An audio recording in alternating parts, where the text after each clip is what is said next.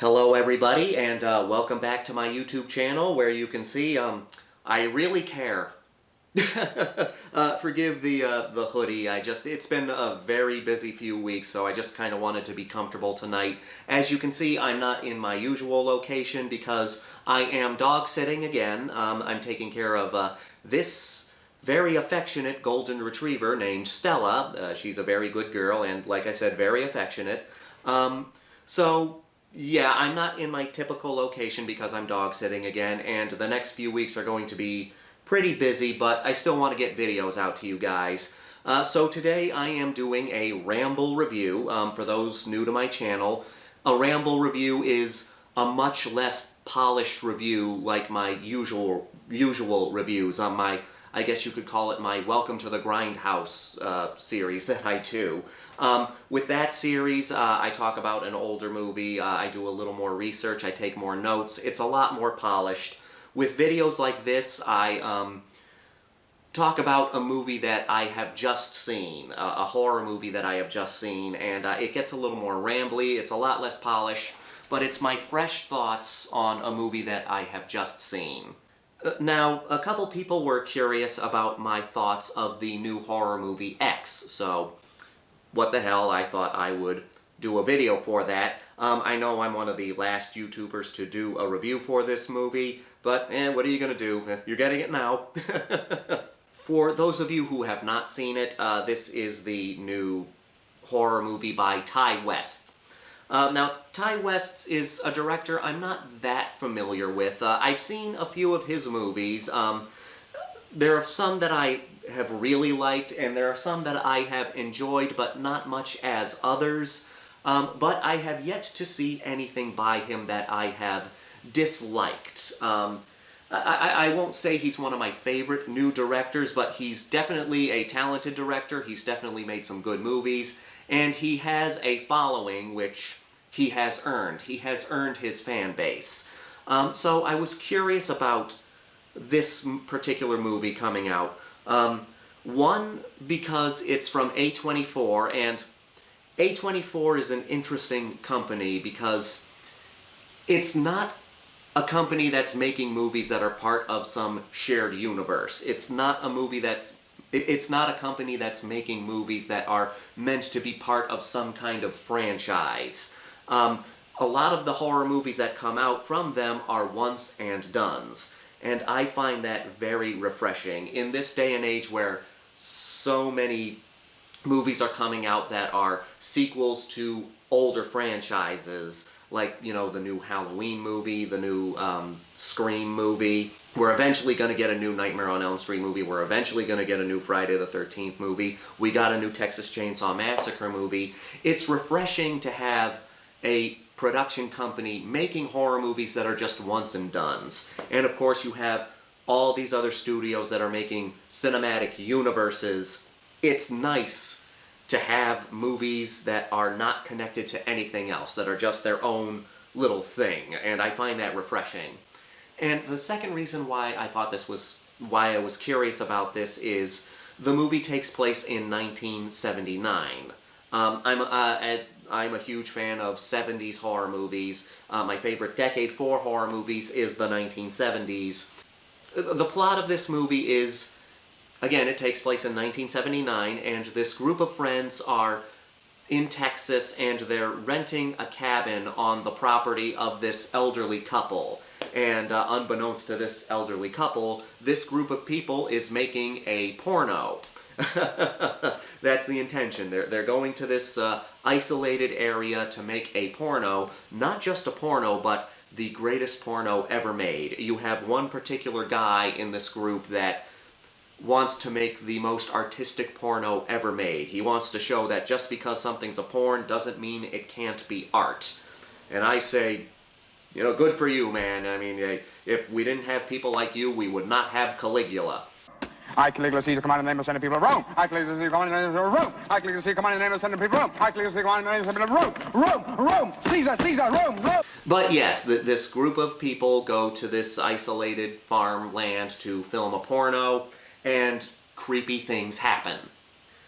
I don't want to give much away because I absolutely loved this movie. I really did. I mean, this was such a great horror movie, and I would recommend people see it, but I'm sure that those who... It's been out for a while, so I'm sure those who wanted to see it have already seen it, and I'm sure that you're going to see it anyway, regardless of whether I recommend it or not, because it has been getting a lot of praise. I tried to ignore all of that before I went into it. I always try to go into a new movie with my expectations in check.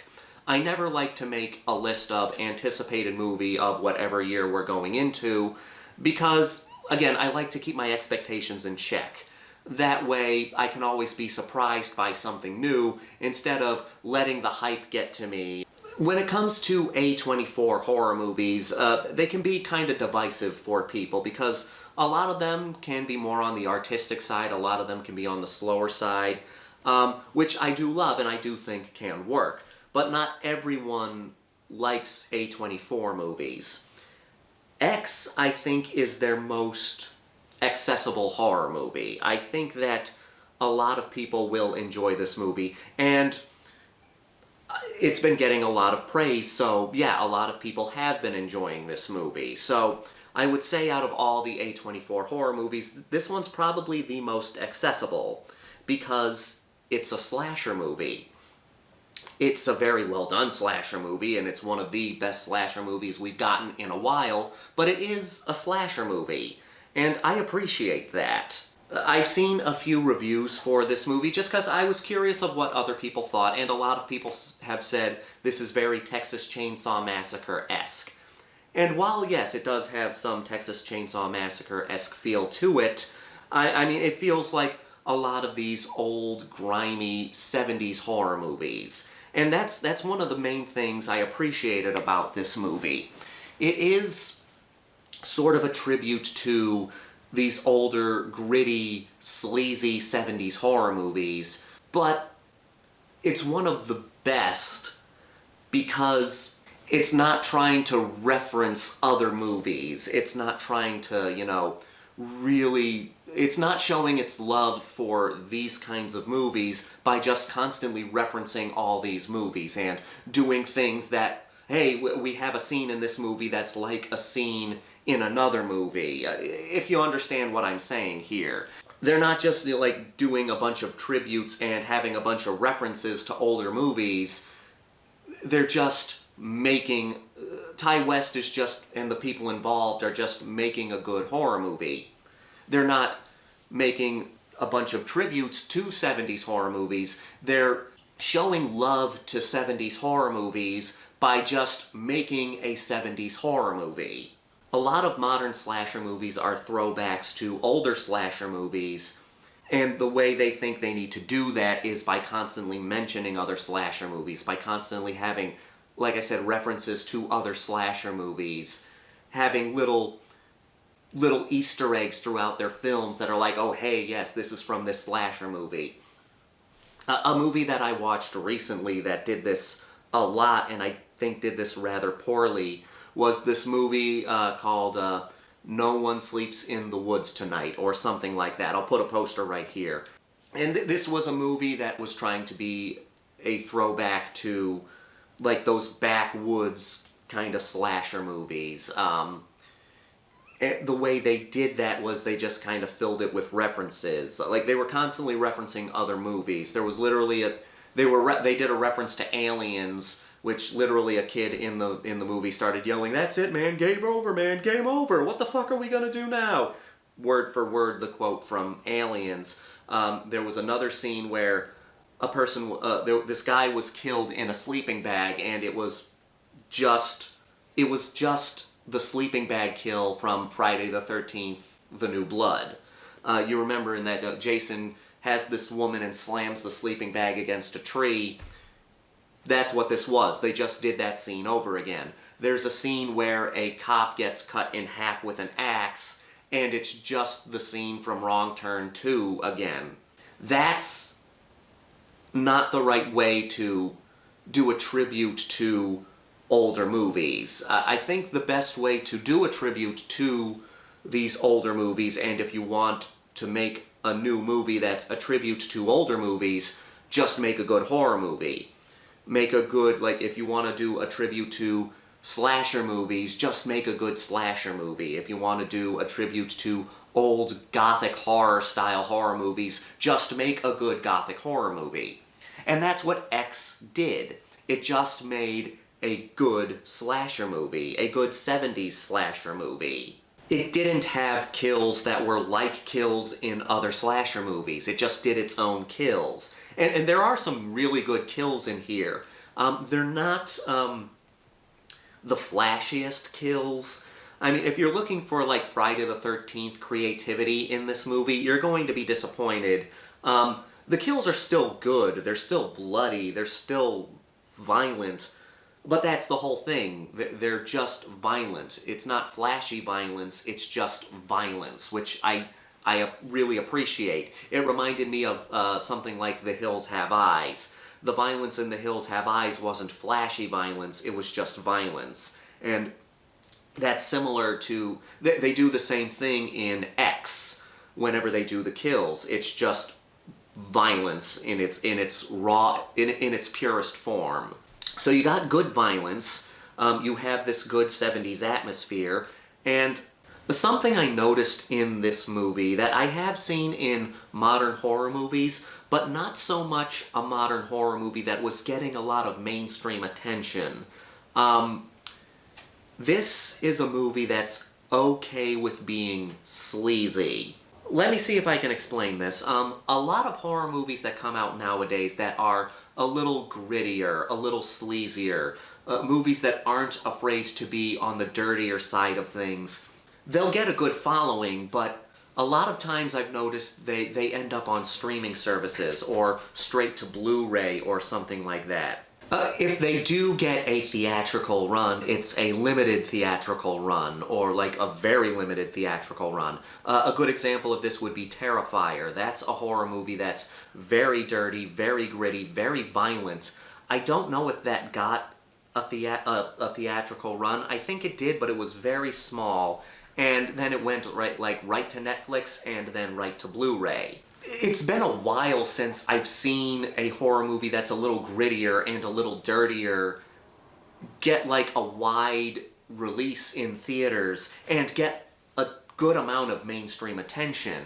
Like, what I love about X is it's not afraid to show the scuzzier side of life. I appreciate when horror movies are gritty. I appreciate when horror movies are dirty. I appreciate when horror movies are sleazy, because that's what life is like. And this is a movie about some very horny people. They're going out to make a porno, and a porno is sleazy. Of course a porno is going to be sleazy. It's literally a movie showing hardcore sex that people watch so they can pleasure themselves to. A lot of times in horror movies that get a theatrical release, if they have a sex scene, you know, it's a very clean sex scene, you know. It's still sensual and it still has that, you know, steamy nature to it, but it's a very clean sex scene, you know. It's made to be very romantic, very sensual, and they take the dirtiness out of it, because let's face it, sex is dirty. Sex is fun, sex is a beautiful thing, but sex is dirty. You know, okay, let's say you have a couple in a movie, they have sex, and like they said, it's filmed very soft, very sensual, and then when it's done, you see the couple lying in bed, they kiss each other, they snuggle with each other, they reminisce about the lovely night that they had, but rarely in a movie that gets released in theaters do you see people where after they have sex, they clean off their genitals, someone goes to the bathroom and takes a goddamn piss. Because that's how it is in real life. I mean, and I like it when a movie acknowledges the scuzzy facts of life. And we have that in X. Because again, they're making a porno, and there's this scene, I'm not going to spoil too much here, but there's a scene where the woman and the main guy, who are the subject of the porno, they're, you know, doing what they need to do, and then it cuts back to after they have had sex, and the woman has a towel and she's cleaning, let's just say she's cleaning something off her back. I won't say what she's cleaning off her back, but you know what she's cleaning off her back. And I appreciate that. I appreciate this movie acknowledging the sleazier side of life. I appreciate that. Not to say that this is a very graphic movie. I mean, there is nudity in this, there is sex in this, and yes, again, it's people making a porno, but you never see anything that hardcore. It's a very beautifully shot movie, it's a very beautifully made movie, but it's a beautifully made movie that's not afraid to acknowledge the dirtier side of things. You're not going to see any hardcore penetration in this movie. You're not going to see any really graphic sexual stuff in this movie, but it does have nudity, it does have sex scenes, and this is one of the horniest horror movies I've seen in a long time. Which makes sense. It's a movie about people making a porno. Pretty much everybody in this movie is horny. I'm serious. They make the people in this slasher movie make the characters in Friday the 13th movies look like nuns. But what I also appreciate about this movie is they make the characters likable. Yes, these are people making a porn, but they're still likable people. Like the guy who's sort of the producer of this whole thing. He is a sleazy guy, and they make sure you know, yeah, this is a sleazy guy, but he's still a good guy. You can tell he's still kind of a good guy.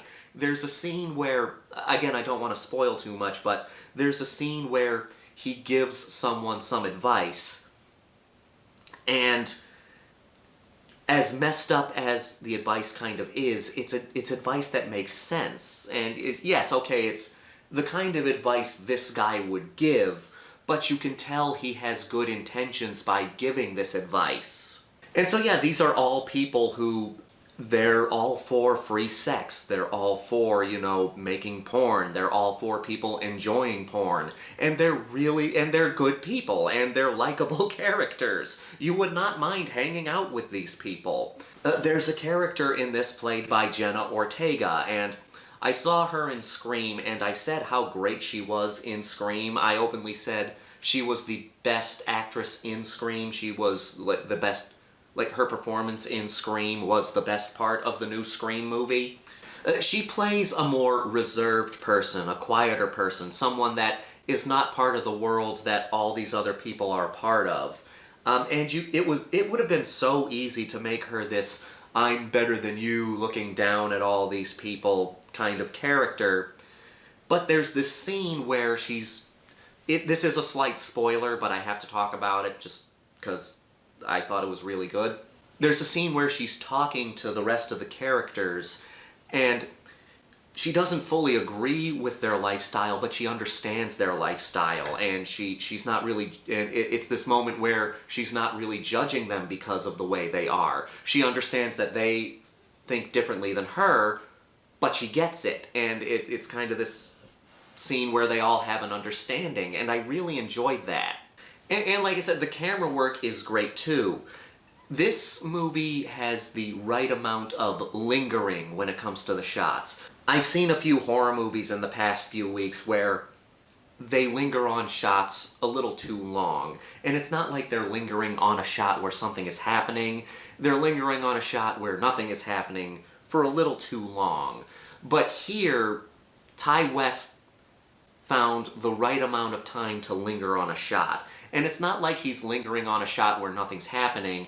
He's lingering on a shot where it seems like nothing's happening, but then something sort of comes from the edge of the screen, and then and it's a suspenseful moment. It's like it's a still shot that's lingering on what's going on for a while, and then you either see something coming from off camera or something coming in from the background, and it adds suspense to the scene. So there's great shots of lingering here. There's great lingering shots in here that add to the suspense in the movie. And there's one particular shot in this that I loved, and it reminded me of one of my favorite shots from the original I Spit on Your Grave. I've talked about this before.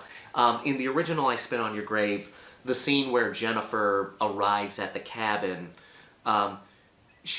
in that scene, she sees this river behind her cabin, she rips off her clothes and runs into the water.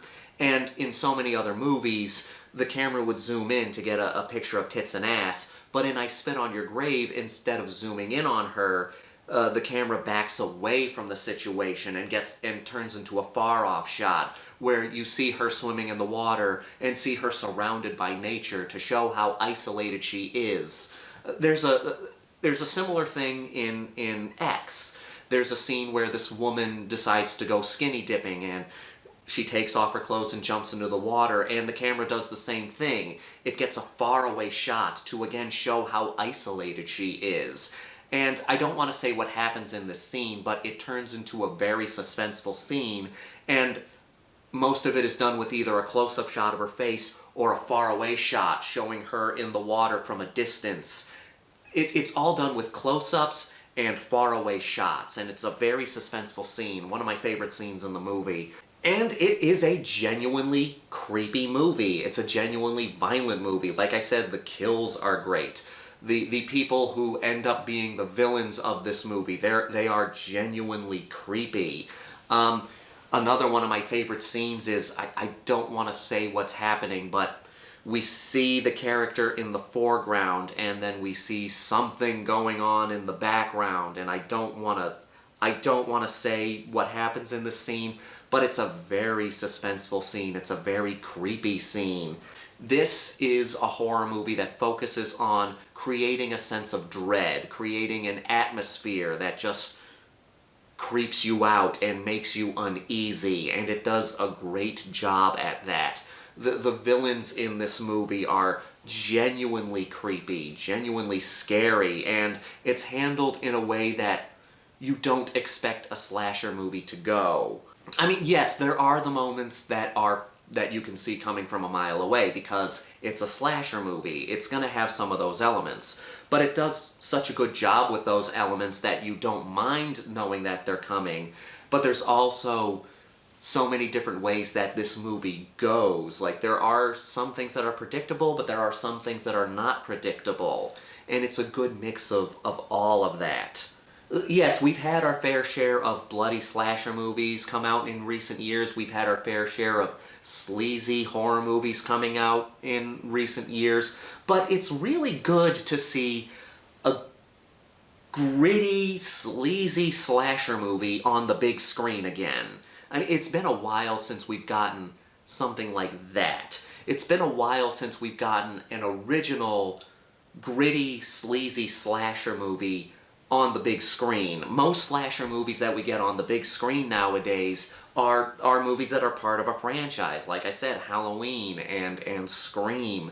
It's just, I love seeing an original slasher movie on the big screen again. So those are my thoughts on X. Like I said, really loved that movie. If you have seen X, please leave in the comments down below what you thought. If you haven't seen X, just let me know some of your favorite recent slasher movies that have come out. Especially, like, if you've seen some slasher movies that are not part of the big franchises that have come out recently, like not Halloween, not Scream, put them down in the comment section below as well. Of course, if you just liked Scream and Halloween, by all means put that down below. But I'm curious about your favorite recent slasher movies that are not part of any franchise. And on that note, thank you all so much for the continued support on this channel. I will try to get into my regular location again as soon as I can, but I will keep having videos for you guys. But just again, thank you all for the continued support, and until next time, this is the Maniac here to remind you that the Grindhouse will never die.